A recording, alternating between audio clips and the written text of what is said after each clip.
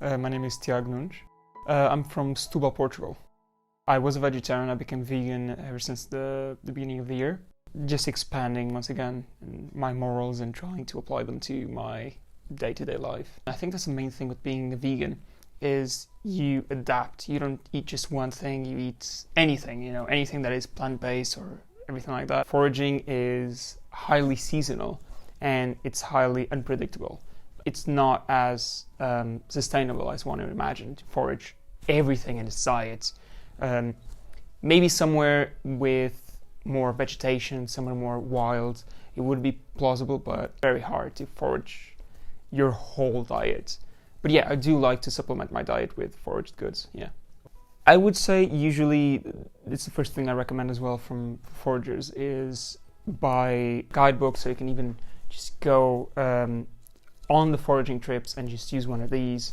There's the big ones as well, which have a lot more information. So it's very important because foraging is pretty much, there's no way of verifying if something is edible or not by the appearances, but you can understand what something is by the appearances. So that's what foraging is. You just learn individual species and you start building a library of knowledge.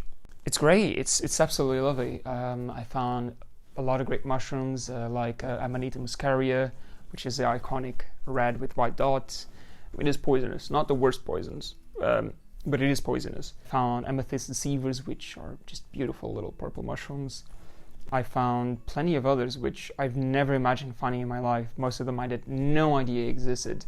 And it's just great to see these things flourishing and just existing in places where you usually walk every day and don't even notice them. Yeah, I mean, foraging is brilliant. Foraging is amazing. It's almost like treasure hunting, but nature plans it out for you. You just go out there and you can find absolutely nothing. You can find just a little plantain and just be like, okay, I'm going to take this one leaf and just put it somewhere. Sometimes you get absolutely surprised. Sometimes it seems like you go to a forest, and it happens sometimes where I barely have any pockets or any bags to fill everything in. It's a lot. But that's also another thing that must be said, which is it's very hard to surpass this, but it's nice to not fall into temptation to just pick everything we see. We should pick something that we know we're going to consume, we know we're going to use, because being a forager is also, I would say, being against food waste. So that's important to keep in mind. Make sure you know 100% what something is before you consume it. Even still, it's always nice to be 102%. Just ask someone you know. Yeah, just go into it. Try it. Why not?